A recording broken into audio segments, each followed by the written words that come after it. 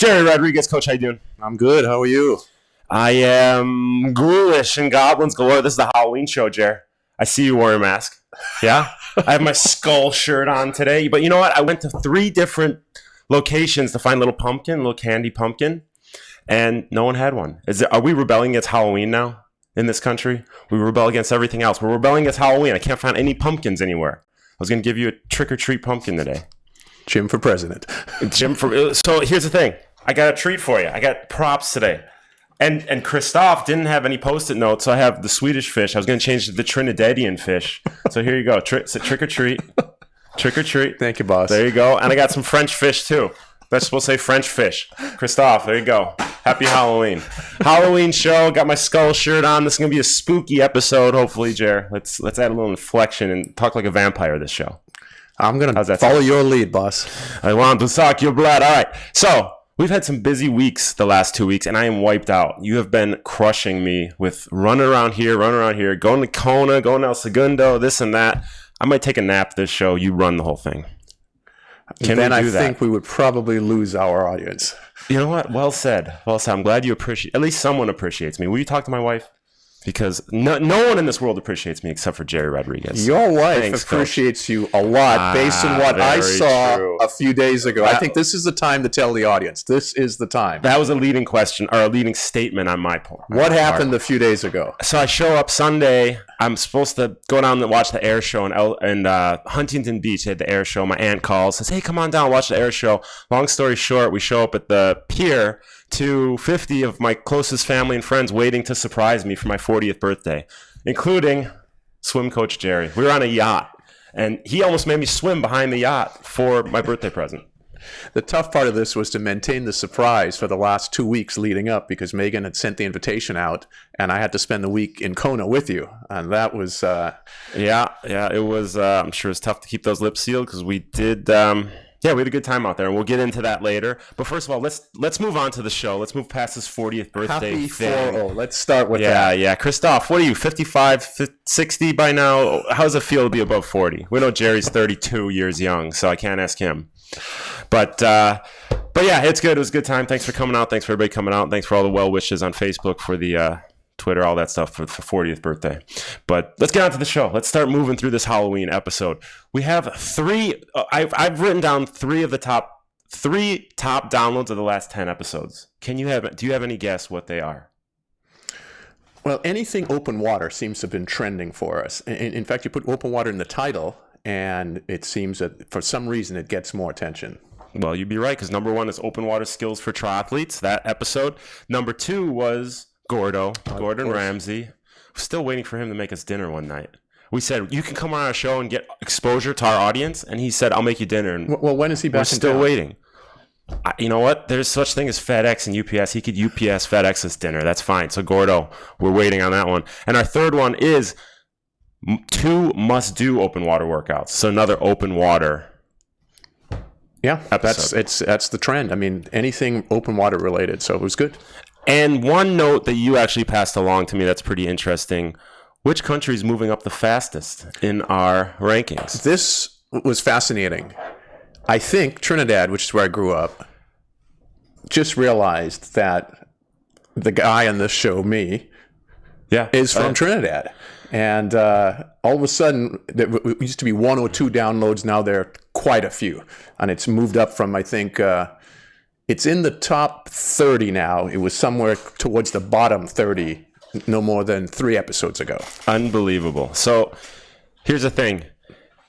I just had an idea because Troplanetarian calls you Mambo Jerry. That's right. And I didn't know why. And you said you had a thick Trinidadian accent.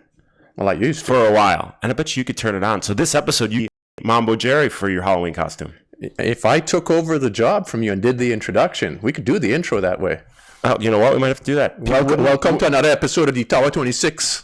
You know, if we do it like that. This is unbelievable. Right. I had no idea about this. This is some interesting stuff. I think we're gonna have to integrate this in. Now that you spoke in that accent, we're going to get 50 more downloads this week. So that's exciting. It's awesome. To all you people in Trinidad, here's your guy right here. What did we speak about last show? Well, we were in Kona, and we did that live. So we had a small audience. that was live. In fact, we sent our athletes home. We didn't want them to be there because it was rest day, and we had small audience in terms of our usual subscribing. We had 350 people out there, but that's small for us. You know? He's wonderful at embellishment, but there were probably 35 or 40 people that were there live. And then we talked about the Kona swim course that we went and swam 3 days before the race. So the entire episode was going over the specifics of the course. Gotcha. We got some good stuff there. And you had a lot of energy for that show. I just want to make sure now that we're back in the studio, you keep that energy up. So I'm going to stay on you all episode today. What are we speaking about today? Well, I think let's do a little review of Kona, some interesting Kona stats. And once we get there, we want to talk about Christoph's website when we get there, but because those stats have come off of his website.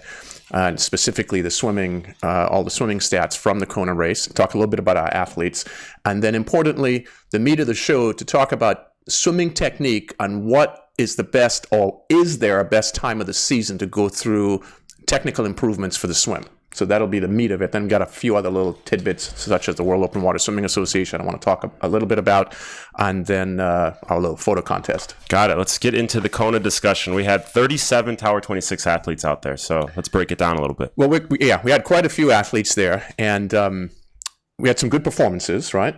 Outstanding, yep. We had a handful of athletes in the top 10. Megan filling out. Congratulations, Megan. She was third in her age category. Huge result. John Wilson was sixth. Dirk, which is one of Matt Dixon's purple patch athletes that's moved to Los Angeles, swimming with us now, was seventh in his age group. And he was together with your guy, Craig. Yeah, they were Craig. sub-9, right, in the 840s? Yeah, 848 for Craig, and or 858 for Craig, and I think Dirk was 846 or 848, something like that. About 10 minutes faster. So it was great days out there for those two. Yeah, so those were some top 10 performances. You know, overall, when you look at the performances of our athletes in particular, to me, it sort of took the standard distribution that if you took a bulk of folks, how it works out. And we did an episode on this. Yep. Some people did extraordinarily well. Here are 3 examples, right? Some of our pros did really well too. Some people had a very difficult day, which is not to be unexpected in Kona, and with a couple of DNFs even. And then we had a whole bunch of people, the big distribution, that did within their scope of performance. Mm-hmm. So that big distribution of folks, sort of normalized performances. So overall, I thought it was really good. We had a few, I think, extraordinary swims. Scott Layton, did you see Scott's swim? 104. Wow. Scott's best swim at Ironman prior to that, because he'd been 1 or 2 times before, was 116. Wow. He went from 116 to 104, which is a massive improvement. His prior best Ironman swim was 108 or 109 in a wetsuit. This is a non-wetsuit swim. That was great. He was primed, ready to go. He's looking good at our pre-race swims. He came to all the swims, and he was ready to go. He did really well. And your guy, Craig Taylor. Yeah, amazing. He had a 56-minute swim. 56-minute, got out. And if you look at his data, it is how you need to execute an Ironman. He stayed within himself all day, never overexerted himself, got in all the right calories, got in all the right nutrition, didn't let ego get the best of him, which is easy on that course. You get on the bike and everyone's flying, putting in these huge efforts. And Craig just stayed within himself. His power line was extremely flat the whole way through, and that allowed him to run the way he ran. I think he ran 3:06 off the bike. So he did really, really well. Danny Garcia. Danny, congratulations. Danny's one of our project athletes. He was third in his division. And Danny had another good swim and great performance. And then, of course, we had a handful of pro athletes, Jim, as you know, that I thought did really well. Rachel, congratulations. Terrific swim. Rachel, when she started on our program, was a 56-minute Ironman swimmer. Rachel McBride. Rachel McBride. Yeah. Wetsuit swim. Now she went Kona here, 54 minutes. Mm-hmm. Non-wetsuit, right? So good performance. Carrie Lester, I thought, had a good swim also. Meredith was in there with a terrific swim. And Cam Worf. Cam Worf swam with us, as you recall, a couple of years ago for a year. That's when he made a big improvement from his 60 minutes down to 50 minutes for an Ironman. And then in the last year, he's been in Europe and in Australia, but he's now back with us, moved back to Los Angeles. And Cam likes to compliment us quite a bit and saying, hey, GR, because of you, I did a 50-minute swim. But I really think that's a lot of Cam's doing himself because much of the last year he's been on his own plan and with his coaches, Tim, his coach from Sky. So Tim and Cam, congrats. A lot of your performance, certainly on the swim and definitely on the bike and run, is not related to us, but appreciate the recognition you've given to us, and welcome back to Los Angeles. We'll just keep taking credit for it if he keeps throwing it out there. At least I will. So Cam, give me credit next time. If he doesn't want it, I'll take it. And then I think finally, sort of the big name or name of discussion always is Lionel. Lionel Sanders had what I would consider to be a solid performance, but not a Lionel optimal performance, right? Go to Kona and still do quite well overall time, but his swim was subpar, his bike was subpar, and his run was subpar for him. Yep. Those will improve, I presume, in 2019 because we've chatted and there are going to be some changes. Yeah, he learned from your mistakes, and we went from second to 30th or whatever it was. And, Lionel, he's not afraid to make changes. No. To say the least, right? So that's some good stats. That's some great. So those are our athletes. results. Now I think for the interesting part here, this is where we have to thank Christophe very much. Thank you, Christophe. Christophe has a website. You say his name, you look at him, he doesn't even look at us. Well, he just kind of just stands he's there. the He producer. just sits there. He's the producer. So he's got his website, obstry.com. And that's a website, Jim. I don't know how often you use it, but I use that website every day, especially when we get when I get inquiries into our plan. I type in their names to get a sort of a performance check on them, because that website, you're able to track everybody's Ironman and half Ironman performances over the last 15 years from 2004. So that's OBS. O, B as in boy, S as in Sam, try.com. Which stands for? The Obsessed Triathlete. The Obsessed Triathlete, OBS Try. It's pretty amazing what he's done on there. So here's some interesting stats from this year Kona as it relates to the swim, to show how challenging it is in the swim at Kona because it's a mass start. 1,261 athletes swam 110 or faster. 1,261 athletes swam 110 or faster. That's quick. Okay. Yeah, That's really, really fast. Especially in a non-wetsuit swim. Non-wetsuit swim. And in a mass start, you're going to have a fair amount of congestion. Mm-hmm. So once you're in that group, that 105 to 116 group, you're just in a big cluster of bodies. Yeah. So fast swim. In fact, this year's swim, the 2018 Kona swim, is the second fastest swim of all Kona swims as far from the median standpoint. If you took the median, the only year that was faster is 2016, according to Chris. And this is going back starting at 2004. So this is the last 15 years of data. Now, what are you attributing this to? Well, I know what I'm attributing it to, but you tell me what you're attributing it to. Well, could I hold that question until we go through the rest of the stats? Yes, because I think your question is going to have more value after you hear the rest of this. Generally, for Kona Ironman, both male and female swim times are trending lower, meaning they're getting faster. So the male swim times and the female swim times over the last 15 years are trending downward. So athletes are getting quicker. Okay? Only, as I mentioned before, 2016 was faster than this year. Mm-hmm. So overall, better performances at Kona. That's to be expected because it's the World Championship. Athletes that are qualifying for that event probably typically have coaches and are looking to improve performance. So overall performance is in the swim at Kona getting quicker. What does that tell you? If you're going to Kona, you better have a coach and better know how to swim really well. Yep.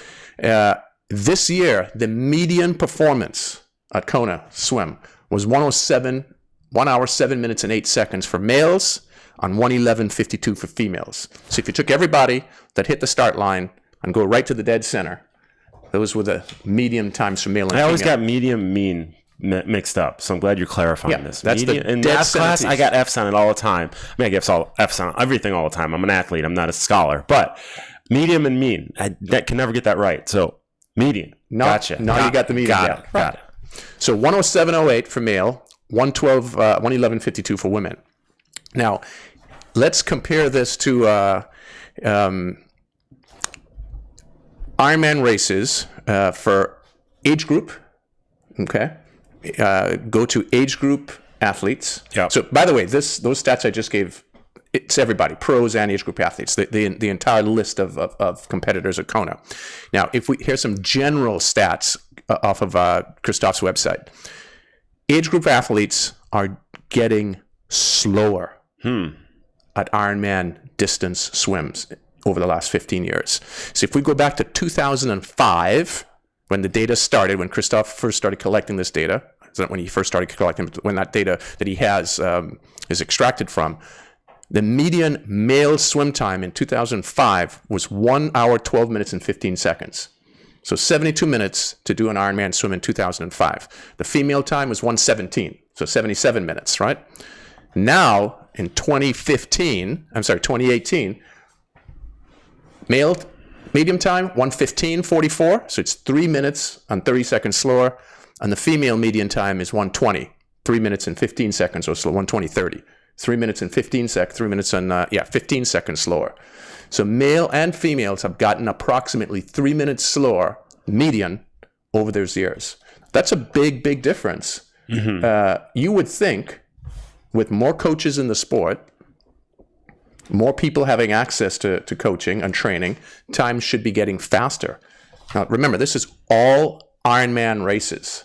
So this is just not one race. I'm not talking about Kona here. I'm talking about all Ironman races. Clarify there. That clarified it for me. The trend that Kona, the swim's getting quicker, the trend overall for Ironman swims, Kona trend's getting faster. Sorry, the athletes are getting quicker. Overall, the athletes are getting slower, or the times are getting slower for Ironmans.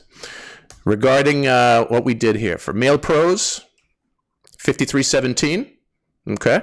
That's 2005. 2005, 53:17 is male pros trending faster. Female pros, 59 minutes in 2005. Again, these are, remember, medium times.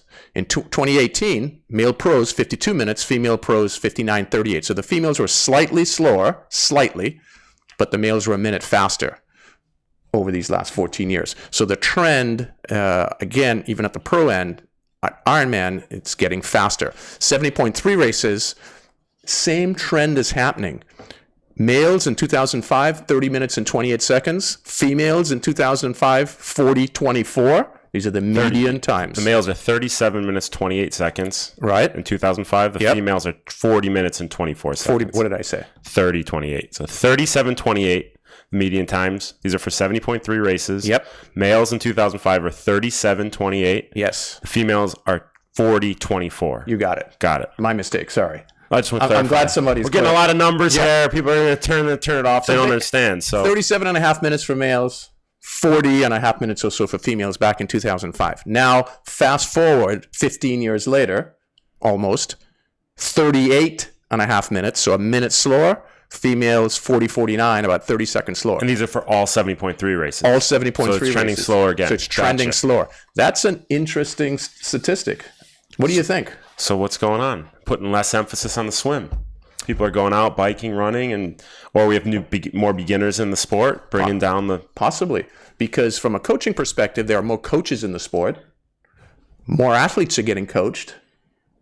So you could look at a few things. Are the courses harder? Are the courses longer? Are the courses more challenging? What are the reasons? Are they spending less time on the swim? I have to look into it. I know it's the wrong trend. It's going in the wrong direction.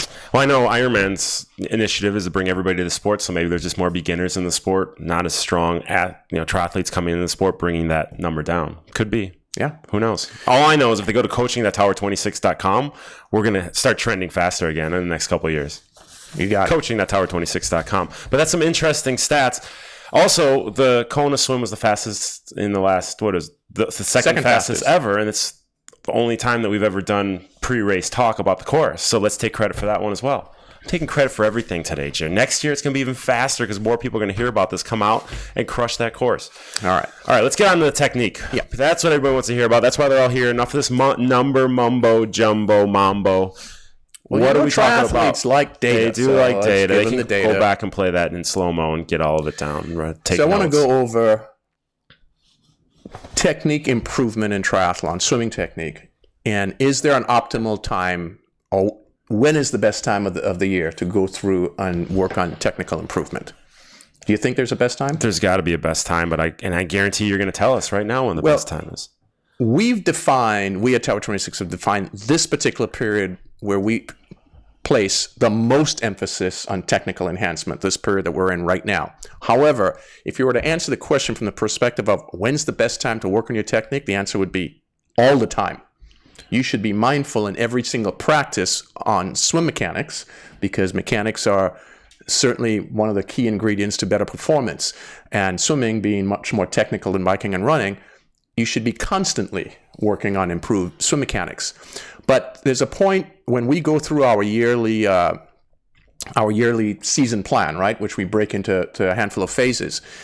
Every single phase has technical development and emphasis on technique, but there's one phase in particular where the sole emphasis is on mechanics and technique improvement, and that's right now. And that's when we wrap up the season, and we use Kona typically to end the triathlon year and start a recovery time for the next season. Because if you're a half Ironman or an Ironman athlete, even if you're an Olympic distance triathlete, at some point in the year, you need to say, okay, this is it. Time for physical recovery, time for emotional recovery, where you start reducing intensity, especially reducing volume, and we have a significant emphasis on technique. Now, that's not to say there are many other people who still have races this year, and those folks are still obviously having stronger training efforts built into their sessions.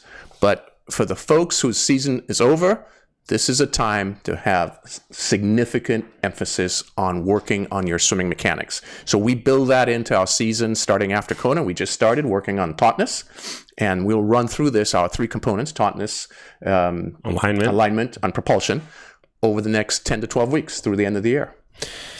And it takes off the effort. It takes off that intensity where you're thinking, I gotta go hard all the time. You can actually back off and think about what you're doing. Whereas a lot of times when you're going hard, all you can think about is the effort. So because, especially in our plan, you state, okay, this is only a 70% effort. I'm not worried about going hard. I can really think about being taut the entire time. And you have nowhere to go. It's not like you're preparing for a race. So you really have to dial in those efforts and get mindful with what you're doing with your body. So it's a perfect time to do it. It is. And one of the important elements in this phase, this training phase, this phase of your triathlon year, remember, we don't look at things in 8 or 10 week blocks like many athletes do. Give me a 12-week plan for an Ironman. That is not optimal preparation. If you want to make the sport part of a lifestyle, you need to look at things in a very much longer term, at least a year at a time, if not 2 or 3 year, training phases. So at this time, you need that break, that emotional break. And to your point, this is not where we focus on times. In fact, just this morning, what did I talk about at workouts? No watch. Get rid of the Garmin. Did you see in workout how many people constantly on the Garmin watch, start, stop? So the saying is, if it's not on the Garmin, it didn't happen. So we got to change that saying. Well, That's what Christoph's t-shirt says. If it's not on the Garmin, it didn't happen. Well, we're going to have that little Garmin Anonymous thing that we talked about. Garmin Anonymous, yes. Is it 10-step or 12-step? Well, this is going to be a lot of steps because it's going to be a 1-step. Get out of my damn pool if you use that Garmin. So it's the time to put the Garmin aside. Forget about times and even the volume in workouts. You don't really need to have a precision count of the volume that you're swimming, especially if you're on a plan. It's taken care of for you. So don't be concerned about it. The focus here is on mechanics, and you need that emotional break, which is why you shouldn't be focusing on time. This is not the segment of the year to be concerned about your 100-yard or 100-meter splits. Right. And if you focus on this technique now, those are going to improve in the long run. But you got to come back to the technique, back to the foundation, hone it now. So when we get into the intensity, it's there and it's mindful and it's built into your stroke. You don't have to think about it. Correct. Beautiful. You wanted to touch on something with our subscription program and partner coaches as well. Did you want to get into that right now, or? There have been a number of questions that we're getting. That's a good point. I forgot about that. Of athletes who are coached, who have triathlon coaches, on wondering if they can still be on our plan. The answer is yes. I think you should notify your coach. Your coach should always know. Your overall coach should know. We have a number of athletes in our plan that are coached, have triathlon coaches, but those triathlon coaches have relationships with us. Matt Dixon, for instance, at Purple Patch, many of his athletes are on our plan, and I've coached many of Matt's pros over the years. Scott Layton, actually, who we talked about earlier, that went 104 in his swim, Scott is also a coach, and he refers athletes to our plan. Scott DeFilippis, our other pro. Scott's a coach, KISS Coaching, right? Keep it simple. Scott's in our plan, but several of Scott's athletes are also referred to us. So there's a relationship between, we have our partner coaches. Another one is Jesse up in Northern California. Moore, yeah. Jesse Moore, Andrew Talansky's coach. So the answer is yes. You can have a triathlon coach and be on our plan. We typically tend to talk to the coaches, let them know the sequence of our stages and what we go through and how we do it. And the coach integrates our swim training into their platform. And it makes the coach's life a lot easier because you do that work. Right. We do it for them. Why it's not? real simple. No-brainer. Now, that being said, there's some things we can't change. For instance, or we recommend that the coaches should not change in their athlete's plan. For instance, our 2 key sessions a week, those should be morning sessions or the first training session of the day for the athlete. So if the coach moves the swim from a first session to after a run or a bike and it's an A session, then that's a mistake. But that's not done by our partner coaches, any obviously. coach worth his weight will know that. You have to tell him that. So if you're giving the swim at the end of the day, give up that coach's license. Let's talk about the World Open Water Swimming Association. We got an event coming up, and you wanted to talk about that a little bit. Right. Why don't you want to read that off? World Open Water Swimming Association. That stands for WOWSA. Yes. So is that on purpose or? WOWSA. WOWSA. What a name, huh? So Steve Minatonis, Steve's who is the guy. the man of open water swimming. I mean, Steve is the encyclopedia of open water swimming. He knows pretty much everything that's occurred related to open water swimming, the history of the sport, and so on. And Steve and I, in fact, started the World Open Water Swimming Association about 10 years ago or so. And Steve runs the operation now with his staff, and they have their conference coming up. And I think they run the Swimpedia page, like Wikipedia, but Swimpedia, which both of us have our own pages on there. Oh, we do? I don't even have a Wikipedia page. I have a Swimpedia page. I didn't even know either. Oh, yeah. I got forwarded it. Said, hey, you're big time now. I said, I already know I'm big time. But the WOWSA, the World Open Water Swim Association, it's the largest gathering of open water swim legends ever assembled, will descend on San Francisco for the Open Water Swimming Summit November 10th. Hosted by the World Open Water Swimming Association and the Olympic Club, features TED Talk-style presentations from the likes of Ross Edgley, who's currently finishing his 100-day swim around Great Britain. Could you believe it? 100-day swim around Great Britain. That's got to be some cold water. That's some cold water, especially at this time. Maybe he'll just swim over here when he's done with that. Next, he's also going to be speaking Aaron Pearsall. He's the world record holder for the 200 backstroke. Yes. Lewis Pugh. His sister was a triathlete. Yeah, Haley Pearsall. Yeah, she was in the area for a while. Have to see. Maybe she'll be there too. Lewis Pugh. He's the UN ambassador to the oceans and the only person to swim the 560-kilometer length of the English Channel and many more. The length, not the width. Yes, 560K. Insane. 560 kilometers of swimming. This guy's nuts. I don't know if I want to listen to Lewis. He might just rattle off. I don't know. What do you think about when you're swimming for 560 kilometers? I mean, these are just adventure-type events that are just extraordinary. I guess. The Open Water Summit will also honor the WOWSA Man, Woman Performance and Offering of the Year, as well as 7 Guinness World Record recipients. So I see Jared Rodriguez winning all of those. The WOWSA Man of the Year, the WOWSA Woman of the Year, the WOWSA Performance Year, and the WOWSA Offering of the Year. Jerry Rodriguez will win all of that. Could have a lot of hardware. I don't even know back here, right? Where to go with this when you do this sometimes. If you can attend the tent in San Francisco, want to live stream the event, go to www.sanfranswimco.com. sanfranswimco.com. Yeah, so they have it. They're doing it live, so you can view it, and they're building out this association and their reach. I mean, it's pretty extensive what Steve has done. But anything open water related is what this conference is about. In fact, I'll probably be at next year's conference. I'm not able to make this year because they have these short 10-minute talks, and it's in 2 weeks, and it was just a little too short of a time frame. Maybe next year, live podcast. Possibly. Why not? The biggest names in open water swimming. And it's at the Olympic Club. It's a terrific venue in Northern California. So, let's do it. Put it on the map. Hey, we announced a photo contest. Did we get any takers on that? The website photo contest. We have the new website, tower26.com. It is sexy. But with photo contest, you want to talk about it? I think Jessica has gotten a few dozen responses in. And the photo contest is basically go to our website, take a look at all the images that are there. There are quite a few images between all the sections. But they're less than, here's the key tip, they're less than a dozen images that are not taken during a practice, and from the perspective that they're staged. They're actually staged. They may have been at a practice, but they were staged. We set up the shot, and the photographer took the shot.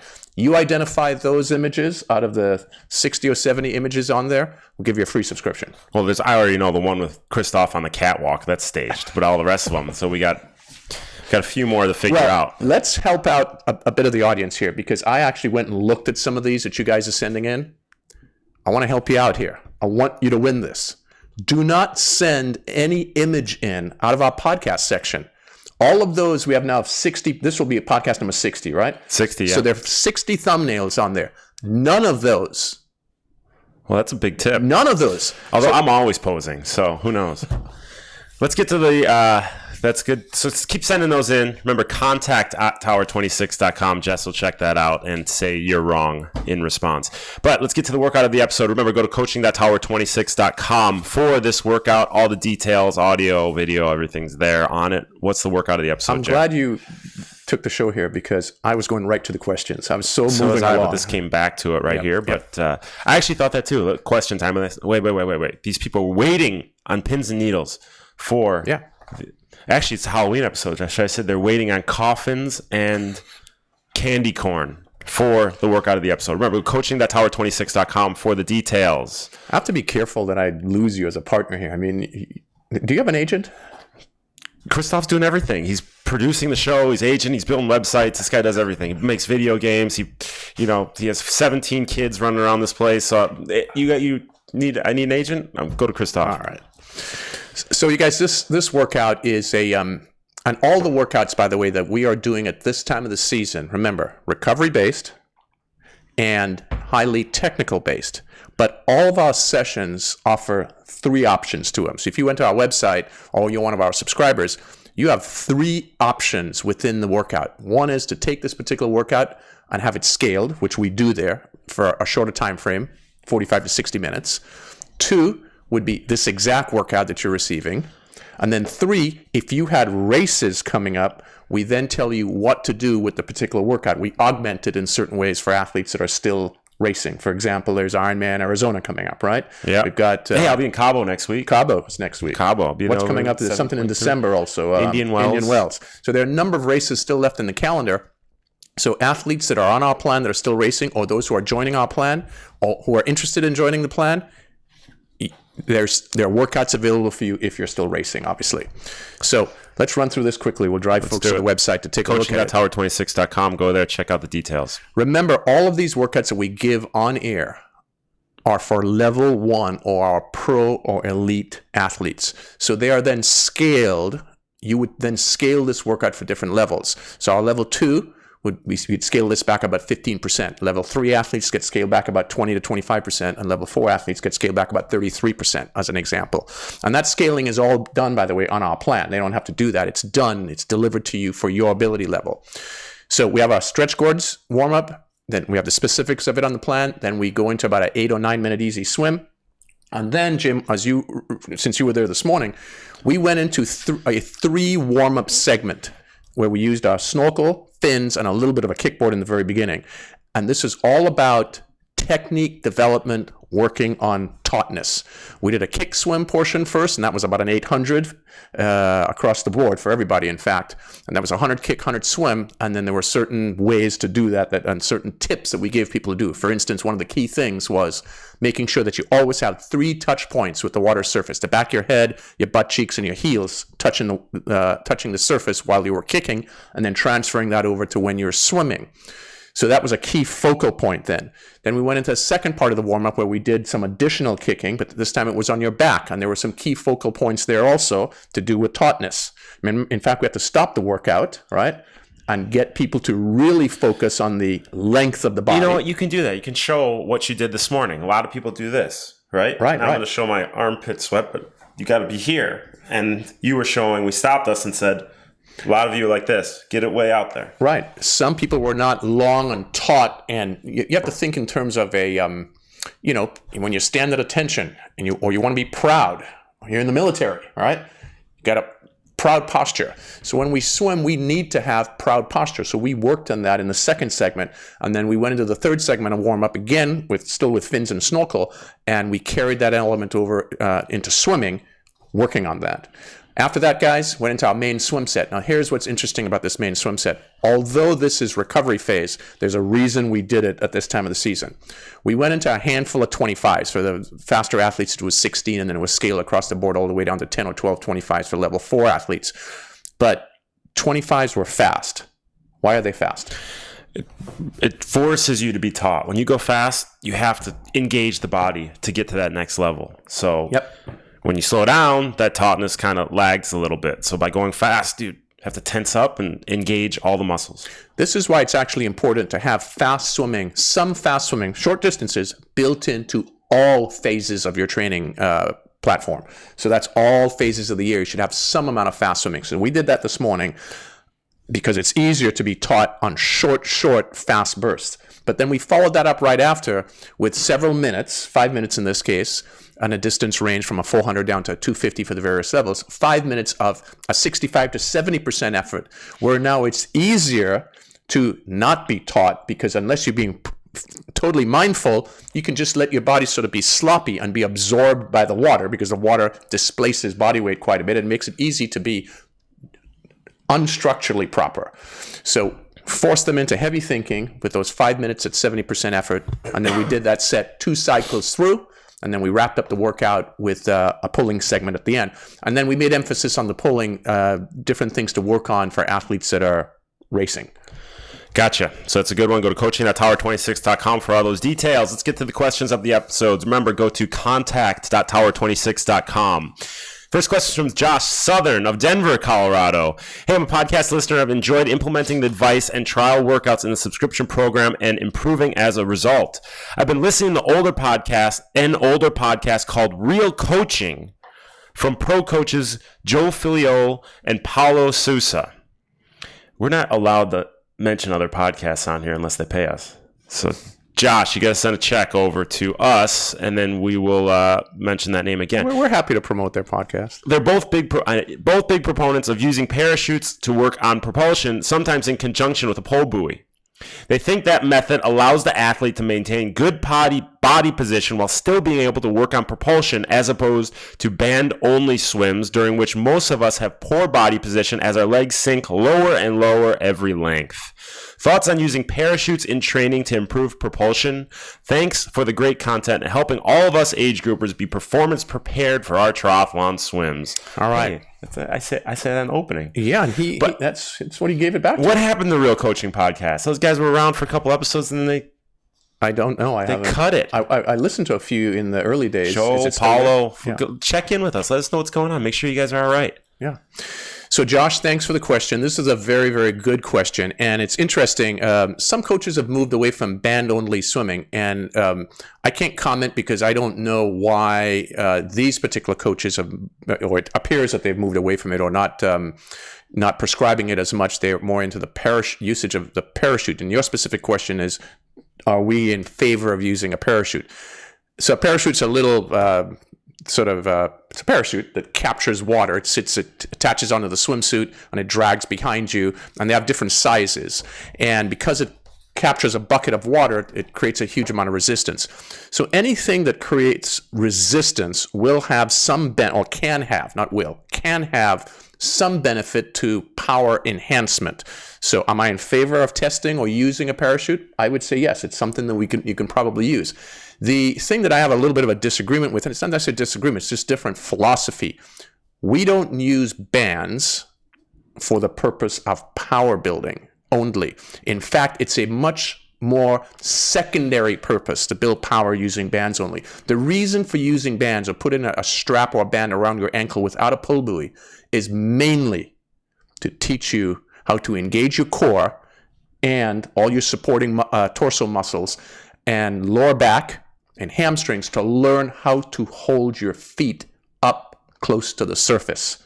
Because when you put that band on, the feet tend to sink down like this. And that core engagement on learning how to hold proper body posture, that's the reason for using a band. So the coaches who think that I shouldn't use a band because It's creating poor body posture.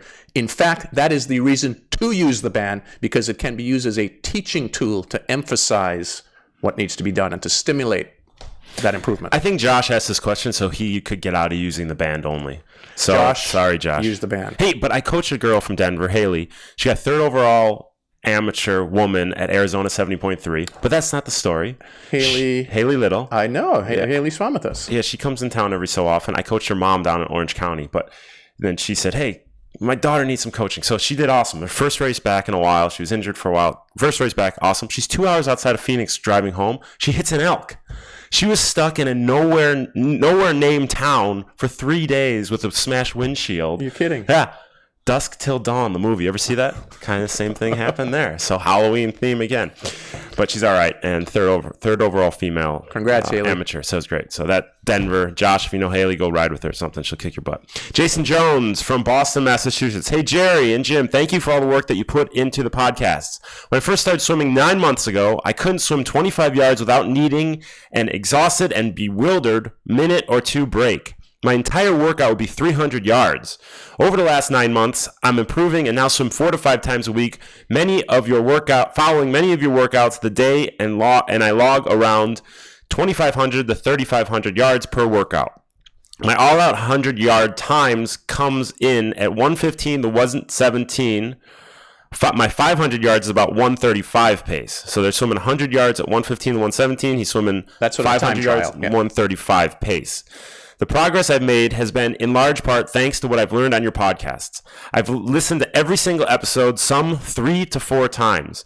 The idea of swimming an Ironman or 70.3 distance in one effort blows my mind. My form deteriorates at a rapid pace around the 500-yard mark. Sure, I can do an Ironman or 70.3 distance broken into 50, 100, 200, and even 500-yard increments, but I'm not confident I can put it all together and successfully pull off a reasonable Ironman or 70.3 swim. Is this a lack of confidence? Should I just attempt the full distance one day in the pool to prove it to myself? I recently signed up for 70.3 Oceanside. I'm a former U.S. Marine and was stationed at Camp Pendleton, so I thought it'd be a great race in my old stomping grounds. But I'm pretty sure I'm going to drown. Thanks again. All right, Jason, thanks for the question. And a little self-deprecation there. There's no way a Marine's going to drown. No way. No way. Exactly, especially one from Camp Pendleton. Big improvements from what you've the history you've laid out here. Swimming 115 to 117 per 100. Jason, you're a good athlete. 135 pace for a 500. You've got some room to improve on the endurance side, but you're a good athlete, obviously. So to your point, you may be lacking a little bit of confidence because you haven't done that distance. I'm not sure what prescription you're following for training workouts. I know you've mentioned you've done some of the ones that we give out on this. My suggestion, join the plan, because you would get all the correct workouts to do in the sequence to do them, and then that would take care of the confidence issue, because what I'm really hearing here is a confidence issue. Do I think you can do that distance? Absolutely. Right now, you can do it. Maybe not to the outcome that you're looking for, because it seems like you want to have a high-performance outcome. If you want a high-performance outcome, you need a high-performance training plan. There you go. Sign up, Jason. Next question is from Matt Edwards of the UK. Hey, Jerry, I'm 52 years old, and I've been in the world of triathlon for this whole century. Completed countless triathlons, including 7 Ironman races, but my swimming is stuck on a plateau and has been for several years. My Ironman swim is around 120. I recently took part in a local sprint race. My time for the 500 meters in the pool was a whisker over 10 minutes. I lost the use of my right hand in a car accident in 2007. Nerve damage is the root cause. The muscles of my right hand and forearm receive very little nerve impulse. As a result, my hand doesn't work, and muscles in both the hand and forearm are severely wasted. Having greatly reduced control of my right hand is a bit of a handicap in the water. I also can't fully straighten either arm as a result of the same accident. Do you think your remote coaching package could work for me given my particular limitations? I very much look forward to hearing from you. Many thanks. Hey, Matt, thanks for the question. What do you think? Well, I mean, Danny's on our plan. He has no legs. I think it'd be great for him because it gives him the exact what he needs to do every workout, and it's all based on his specific ability levels. It's not like we're giving things that are outside of his range and we just say, okay, keep up. he can adapt the efforts and the pacing to what he's capable of doing. So definitely work for him. Yeah, Matt, I don't have a lot of experience coaching athletes that have these sort of impairments, and but I have some experience. But whether an athlete has a specific physical limitation or not, there's still training prescriptions that yield return. And once someone like us that has significant experience and knowledge base, the training prescription is likely always going to yield an improved performance. So my guess is yes, you will improve on our plan. But what I would like to do, send me a personal note. I will get you connected with with either Danny, as an example, or another. I'm thinking of another plan member who has a similar situation to you, and in fact doesn't have use of one arm at all. And maybe chatting with them would be a benefit. Might be a benefit. And we could put them together, tie them together, and they go straight. No comment. No comment. Jerry's not going to touch that one. Yeah. Thanks for the question, Matt. Write Jerry, contact at tower26.com. Dan Luman writes, hey, I'm interested in the swim program and watched one of your podcasts. You watched one of your podcasts? You should be watching all the podcasts, Dan. I could be wrong, but it appears that everyone in the program would be at the same phase. How does this work if you're not a Kona qualifier and my A race is in August or another time? Dan, thanks for the question. Yes, everyone is on the same plan from the perspective of we run our plan in phases. We go through the 5 phases that we have. There just happen to be 5 of them, but they're in a particular sequence because of the racing season. There are many athletes who have races starting in February or March, going all the way through. We just got done with Kona in October. And some athletes with more races in November and December. It doesn't really matter when somebody starts the plan, because remember, if you're in this sport for a lifestyle and for longevity, it's going to take a minimum of 1 year to gather a fair amount of education. Then you have to repeat that over 2 or 3 years to really have significant progress. So somebody that still has races, remember we mentioned this earlier in the episode, the plan that's delivered to you, to your mailbox or logging into the website, will have a segment of the workout specified for those who have races left in the season. Those who are only on the recovery phase, they'll do a particular part of the swim workout. And then, of course, those who have a reduced time schedule, a budgeted time schedule, we have truncated the workout for them. So the answer is yes, there are options there available for you. There you go, Dan. Next question is from Gustavo Aries. Gustavo Aries. Jerry, would you be kind enough to explain how triathlon swim training is different from open water swim training? Is there something I should do differently from an open water 5K? Hey, Gustavo, thanks for your question. Gustavo, by the way, is on our plan. Gustavo is not a triathlete from what I'm recalling, but an open water swimmer who wants to improve quite a bit in open water. Gustavo, this is a terrific question that I think, Jim, we need to dedicate more time in another episode to, because there's nuance to it. But in simplistic terms, yes, there's a difference. The main difference is that triathletes then have to get on their bike and then run after. So there's still 90% more, approximately, time left in their race. So their preparation is going to be a little bit different as far as the nuance of leg usage and the training of the legs for swim performance. For you, incorporating probably a little bit more leg training and workout, which would be kicking or sets that have kicking, would be of value to a swimmer only. That is a non-triathlete. It's not as important for the triathlete to gather much propulsion from their legs relative to the open water swimmer that wants performance. Got it. Beautiful. Great answer. So, Jer, that's the questions for the episode. Remember, write contact at tower26.com if you have any questions. We skipped a few. We'll get to those next episode. What are we going to talk about on the next episode as our main topic of discussion? Well, we know yet? We have a lineup that you were talking to several people in Kona and who requested to be on the show. So we have 2 or 3 folks to select from to invite on the show. There's 350 people that has to be on the show, but I only will allow 2 or 3.